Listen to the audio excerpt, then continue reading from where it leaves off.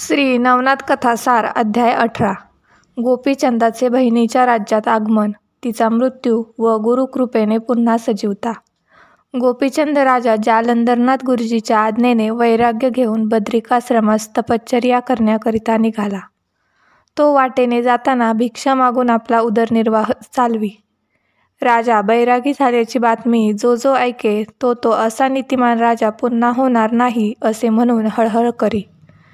तो जेथे जाई तेथे त्यास राहण्याकरता लोक अति आग्रह करीत, परंतु तो त्यांचे भाषण मनास न आणता पुढे मार्गस्थ होई.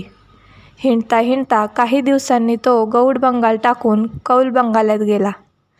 तेथे पोलपट्टण नगरात त्याची बहीण चंपावती राहत होती. तेथील तिलकचंद राजाची ती सून होय. तो राजाही गोपीचंदाप्रमाणेच ऐश्वर्यवान होता. त्याच्या पदरी द्रव्याची अनेक भांडारे होती. अशा राजघराण्यात चंपावती ही सासूरवाशीण होती. नणंद, जावा, दीर यांना ती देवाप्रमाणे माने. काळासारखा प्रतापी असा तिचा सासरा होता. सासू देखील मोठी वस्ताद बायको होती. तेथे त्यांना हा गोपीचंदाचा वृत्तांत समजला. तेव्हा ती सर्व टीका करू लागली की गोपीचंद राजा षंड खरा. याने राज्याचा विनाकारण त्याग केला आणि हा आता दारोदार भीक मागत फिरत आहे. मरण आले तरी बेहत्तर, पण क्षत्रिय धर्म काय भीक मागण्याकरता आहे? या नपुसंकाने जन्मास येऊन कोणते शौर्याचे कृत्य केले? कुळाला बट्टा मात्र लावला. याने आमच्या तोंडाला काळे लावले. लोकांमध्ये फजिती झाली. आता आपण काळे तोंड दाखवीत फिरत आहे. त्यापेक्षा हा वेडापिसा जन्मताच मेला असता तरी चांगले झाले असते. अशा प्रकारची त्यांनी बहुत वल्गना केली, परंतु ही त्यांची भाषणे ऐकून चंपावतीस फार वाईट वाटे. तेव्हा नणंदा, जावा तिला जास्त लावून बोलू लागल्या. इकडे गोपीचंद फिरत त्याच नगरीत येऊन पोचला व पाण्याच्या आश्रयास बसून श्रीहरीचे गुणानुवाद गात बसला. तो गोसावी झाला होता तरी मोठा तेजस्वी दिसे. चंपावतीच्या काही दासी अकस्मात तिकडे गेल्या होत्या. त्यांनी त्यास पाहिले व लागलेच ओळखले. त्यांनी ही बातमी प्रथम चंपावतीस सांगितली व नंतर सर्वांच्या कानावर घातली. तेव्हा गोपीचंद तेथे आल्याने आमची फजिती होऊन लोक नावे ठेवतील म्हणून संतापून राजा तिलकचंद हवे तसे बोलू लागला. घरच्या मनुष्यांनीही यथेच्छ तोंडसुख घेतले.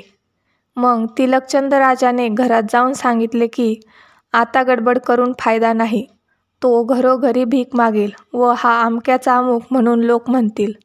तेने करून आपलाच दुर्लौकिक होईल. तर आता त्यास गावातून आणून अश्वशाळेत ठेवा. तेथे त्यास जेवावयास घालून एकदाचा गावातून निघून जाऊ द्या. राजाने याप्रमाणे सांगितल्यानंतर दासींनी जाऊन गोपीचंदास सांगितले की चंपावतीला भेटण्यासाठी तुम्हास राजाने बोलवले आहे. तेव्हा प्रथम त्याचा जाण्याचा विचार नव्हता. मग बहिणीला भेटण्याकरिता म्हणून तो त्यांच्याबरोबर गेला. त्यांनी त्यास राजाज्ञेप्रमाणे घोडशाळेत नेऊन ठेवले व गोपीचंदास आणल्याबद्दल राजास व राणीस जाऊन सांगितले. मग राणीने अन्नपात्र वाढून दिले. ते घेऊन दासीने त्यास अश्वशाळेत नेऊन दिले व चंपावती मागून भेटावयास येणार आहे म्हणून सांगितले. हे ऐकून गोपीचंद राजाने मनात आणले की मानपान पैक्याला असतो. आपण तर बैरागी झालो. आपणास शत्रुमित्र समान आहेत. आपल्या पुढे आलेल्या अन्नाचा पाठ देऊन जाऊ नये. विवेकाने असा विचार मनात आणून तो तेथे आनंदाने भोजन करू लागला. गोपीचंद राजा जेवावयास बसल्यानंतर त्यास राजवाड्यातील स्त्रियांनी पाहून चंपावतीस आणून दाखवले व निर्लज्जपणाने सोयऱ्याकडे येऊन घोडशाळेत भोजन करीत बसला म्हणून तिच्या तोंडावर त्याची फारच निंदा केली. ती चंपावतीस सहन झाली नाही. ती तशीच त्यांच्यामधून निसटून घरात गेली व जीवावर उदार होऊन तिने खंजीर पोटात खुपसून घेऊन आत्महत्या करून घेतली. इकडे गोपीचंद राजाने दासीस सांगितले की माझ्या चंपावती बहिणीस इकडे घेऊन या, म्हणजे मी तिला भेटेन. तेव्हा त्या म्हणाल्या, ती सहसा या वेळेस येथे यावयाची नाही. आम्ही तिला तजविजीने रात्रीच घेऊन येऊ व तुम्हास भेटवू. आता तुम्ही जाऊ नका. मर्जी असल्यास उद्या जावे. ते त्यांचे म्हणणे ऐकून रात्री चंपावती भेटेल म्हणून ते त्याने कबूल केले. मग दासी तेथून निघून राजवाड्यात गेल्या व चंपावतीस पाहू लागल्या. तो तिची ती भयंकर दशा झालेली पाहून त्या दुःखी झाल्या. त्यांनी लागलेच हे वर्तमान सर्वांस कळवले. तेव्हा घरची सर्व मंडळी धावून गेली. सर्वांनी रडून एकच गोंधळ केला. तिचे गुण आठवून ते रडू लागले व तिच्या भावास शिव्या देऊ लागले. पुढे भावाकरिता चंपावतीने प्राण दिला अशी बातमी थोड्याच वेळात सर्व शहरात प्रसिद्ध झाली. राजवाड्यात रडारड चाललेली ऐकून ती का चालली आहे असे गोपीचंदाने अश्वरक्षकास विचारले.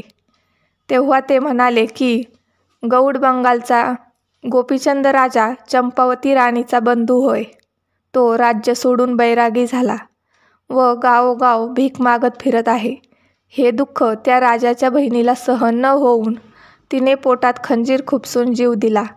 ही दुःखदायक बातमी ऐकून गोपीचंद राजासही चंपावतीच्या मरणाचे फारच दुःख झाले व माझ्या येथे येण्यानेच हा सर्व अनर्थकारक परिणाम घडून आला असे वाटून तो चंपावतीचे गुण आठवून रडू लागला.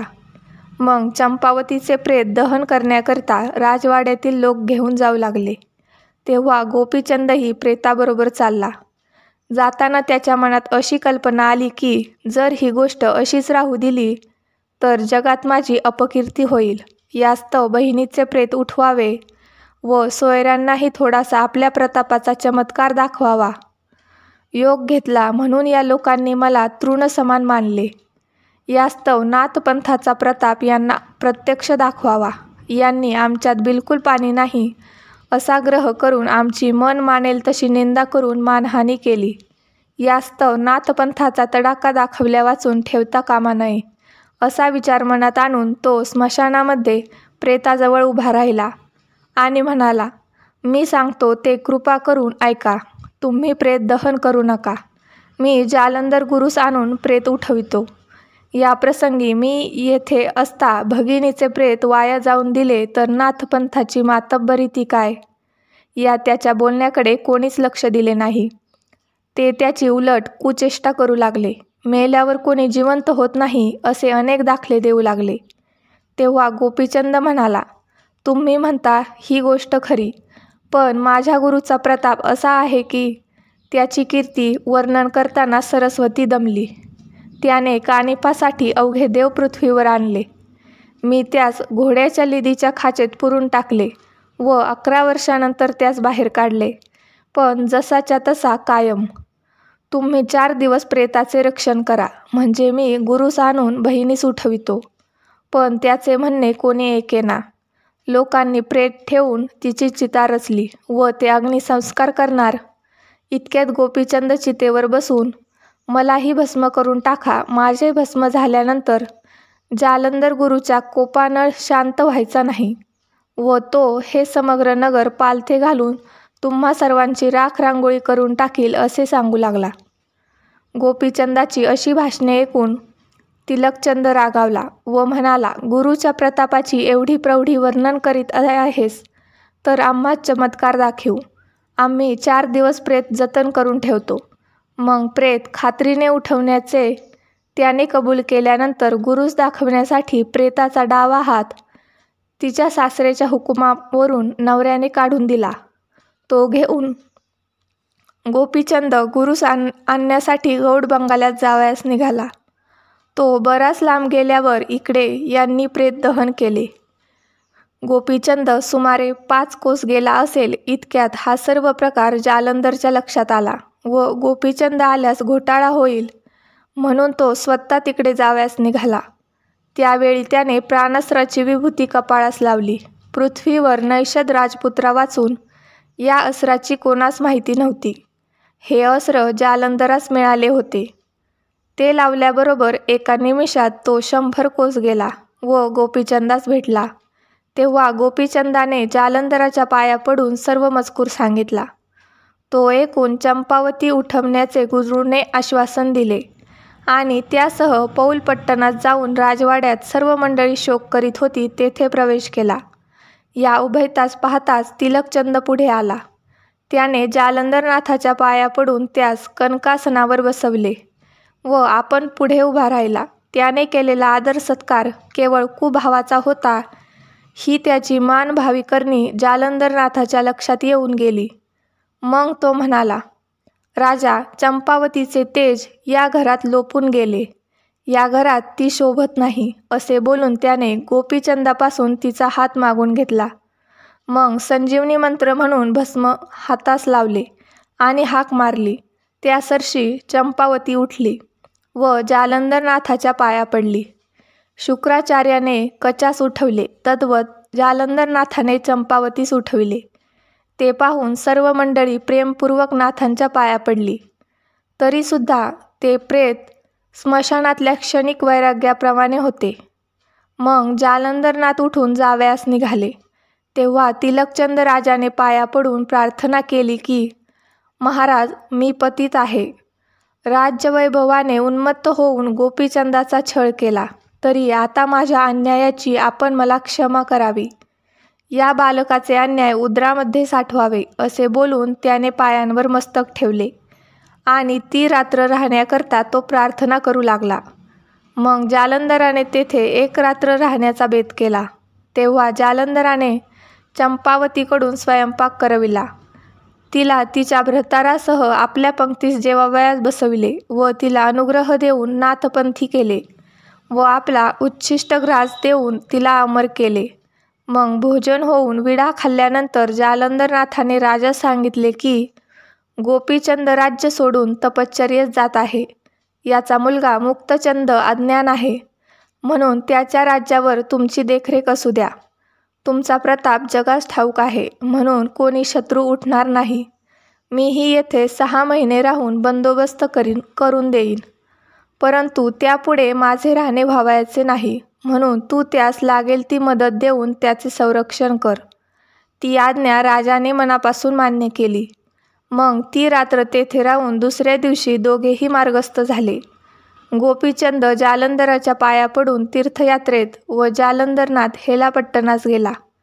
त्यावेळी राजा उभयतास पोचावयास गेला होता. गोपीचंद राजा बद्रिकाश्रमात जाऊन तपश्चर्या करू लागला. जालंधरनाथ हेलापट्टणास 6 महिने राहून मुक्तचंदास अनुग्रह देऊन कानिपासह वर्तमान फिरत फिरत 12 वर्षांनी बद्रिकाश्रमात जाऊन गोपीचंदास भेटला. त्याच्या तपाचे उद्यापन करावण्यासाठी सर्व देवांना आणले होते. तेथे त्याने सर्व विद्या शिकवल्या व पुन्हा दैवते आणून वर देवविले. पुढील अध्याय ऐकण्यासाठी यूट्यूब चॅनलला लाईक करा, शेअर करा आणि सबस्क्राईब करा.